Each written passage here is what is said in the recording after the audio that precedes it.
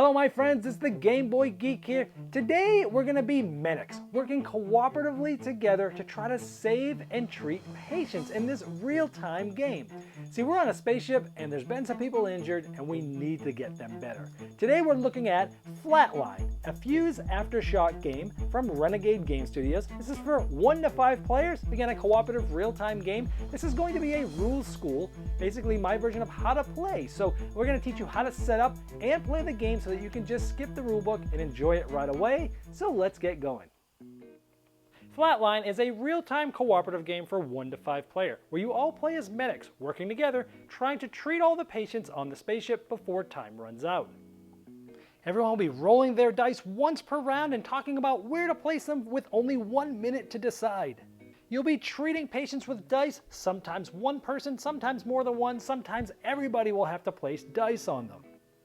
But you're also trying to take care of emergencies that are coming up, especially urgent ones, because they can cause you to lose the game if you ignore them for too long. Take care of some of those emergencies and they become your ally by giving you special abilities. Ignore them and they start lining up on the red X, and if you get too many of them, you'll end up losing the game right away. Also, if you end up losing time throughout the rounds, you'll also end up losing the game. But you can even combat that by using recharging stations to give yourself some more time. And even when you treat patients, sometimes good things will happen, sometimes bad things will happen, so it has a lot to do with timing and the cooperative aspect of the game. During your initial setup, you'll need to attach the life support board to the center board using these 2 white plastic pieces that come with the game. You'll place the open white piece up through the center board there, then you'll place the life support board on there, and then you will place the other white piece right there, so it spins just like that. You only have to do that the first time you play the game. You'll put the board together like a puzzle. You'll just see which spots go in with which spots, just like that, and then you'll place the center board in just like that. You'll take the emergency cards that look like this, shuffle them all up, and place them near the side of the board that have the numbers 1 through 6. You'll also take these 2 white dice that have red numbers on them, those are the emergency dice, and you'll just place them right there. Next, you'll get all the patient cards. They're actually tiles.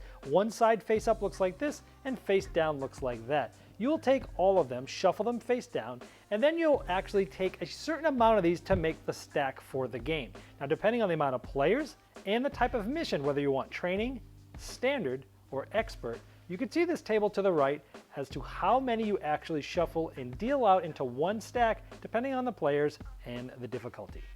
In this case, I'm playing with 2 players and we're doing a training mission, so I only have 6 of them. The rest of them can be removed and be put back in the box because you won't need them this game.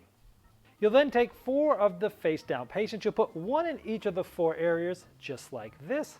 You'll also make sure that the life support dial, the blue triangle, is pointing to the first space of any one of the patient cards. You'll then take 2 of these green power cubes and you'll put them right here. These are the 2 different recharging stations on the game board.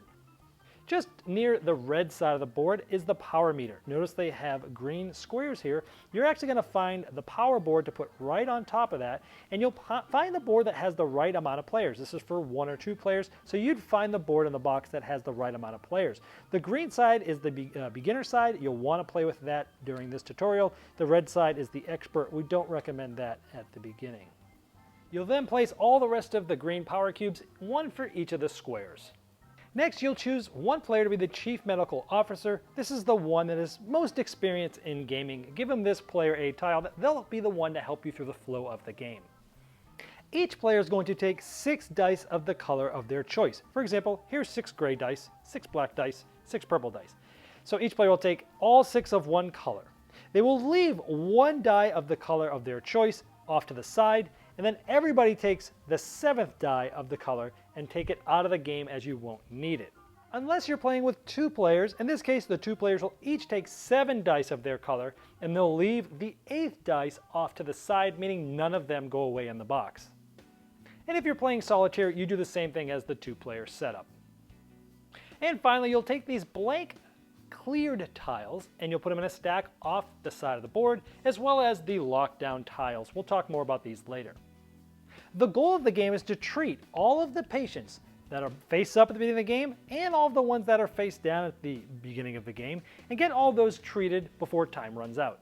Each round of Flatline is broken up into several phases that the Chief Medical Officer will help us go through left to right on the top, then here, and then left to right on the bottom. The first one here is called Lose Power. Now this simulates losing power on the spaceship that we're on. So each time this comes up, you'll take the farthest left power cube and you'll remove it from the game. And this will actually tell us how many emergency cards are going to come out, which is the next phase. So this shows us 5. And this shows us again that second phase, which is adding emergencies. Since the power meter showed 5 emergencies, we're going to draw 5 emergencies and place them out. If the tab at the top is blue, you can see the bottom actually attaches here, blue to blue, then you place it in the farthest left row here.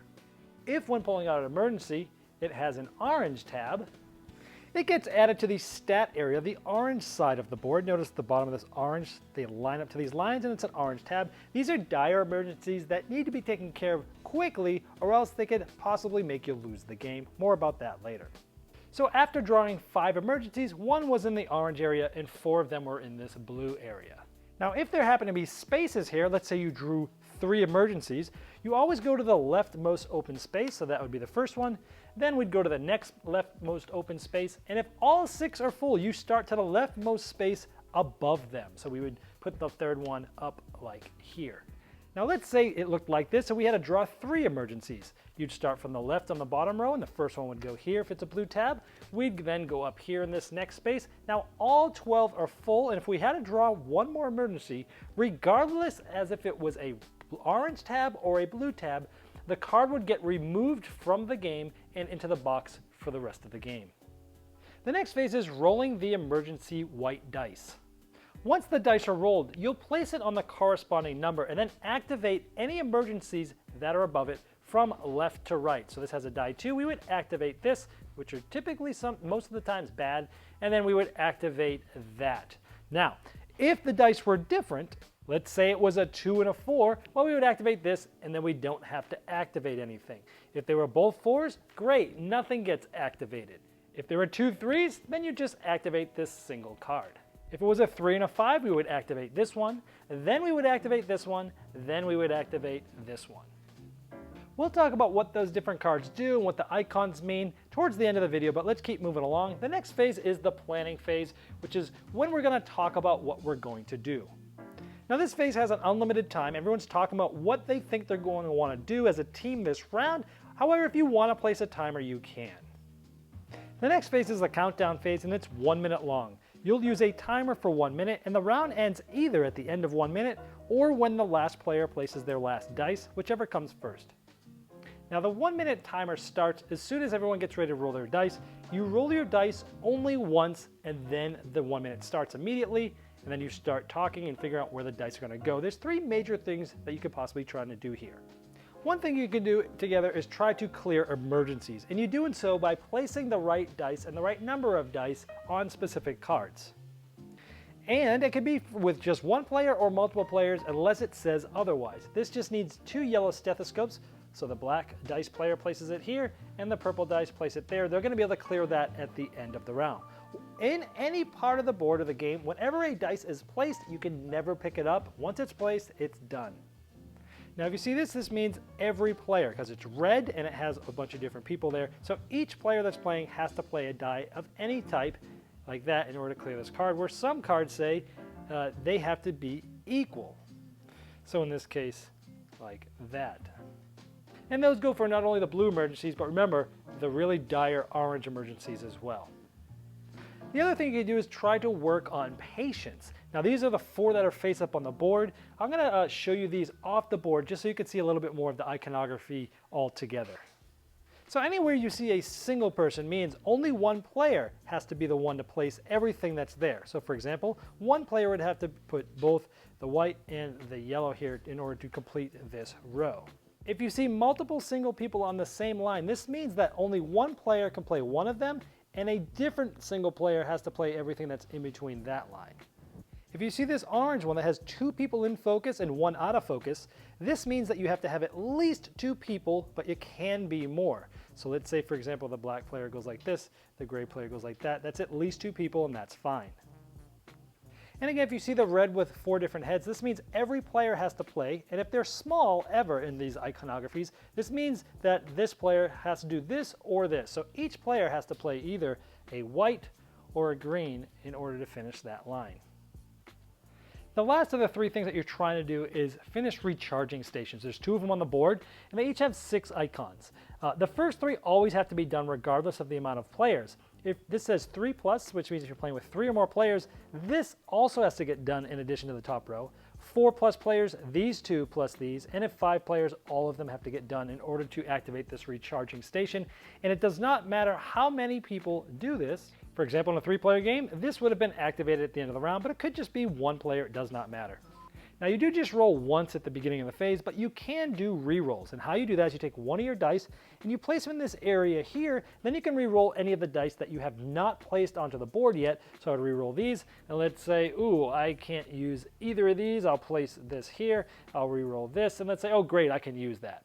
Now you can do this all the way up. If you have 1 to 3 players, you can put up to 5 different dice here. And then up to 4, if 4 players, you can place up to here, and 5 players, you could just place up to here. So with more players, there's less rerolls that can happen, which helps scale the game. Now that phase does continue until either the 1 minute is over or all the dice are placed. Next, we're gonna go to the resolve phase. First, we're gonna resolve all of the emergency cards. So we're gonna first start with the orange stat area. You're gonna look at every card that's there. If it was not finished or done correctly, like in this case, nobody placed a die, this is going to flip over to the red side and then be placed into the red side of the board. And that gets placed just like this. The second one would go here, third and fourth. If you're playing with 3 to 5 players and the third one comes, the game ends. Also, if you're playing with 1 or 2 players and you get 4 of them, the game ends. It's one of the main ways you will lose the game.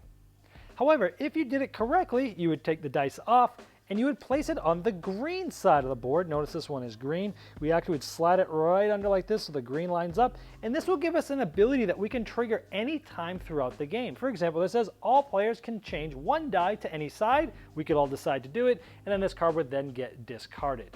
And if this happens to already be filled and you need to add a card, you can simply discard any of the cards that you want in order to add the ones that you want, but you can never have more than 4.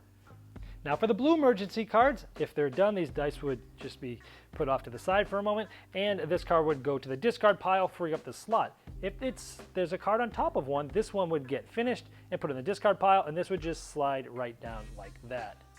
Next, we're going to resolve the patient cards. Now starting with the patient that has the blue diamond facing them, you will resolve this patient. To resolve the patient, you're going to look at each line. If it fully is completed per the rules, these dice can come off and you can actually put a clear tile on it just like this. This patient already has some clear tiles because in previous rounds different lines were cleared.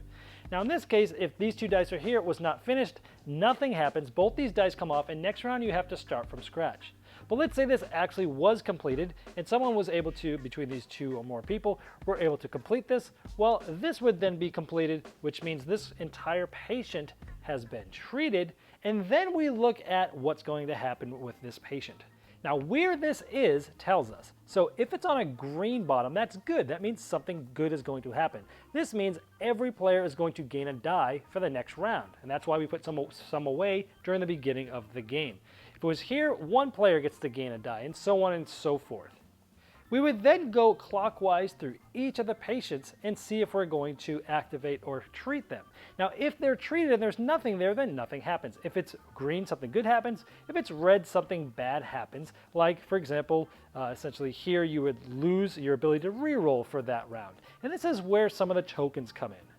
So essentially we put this lockdown token, meaning nobody can re-roll, at least just for this next round. And then after that round's over, you would be able to pull it up, assuming it didn't happen again. But let's say it was like this. You would actually be able to add a clear token to any line on any patient.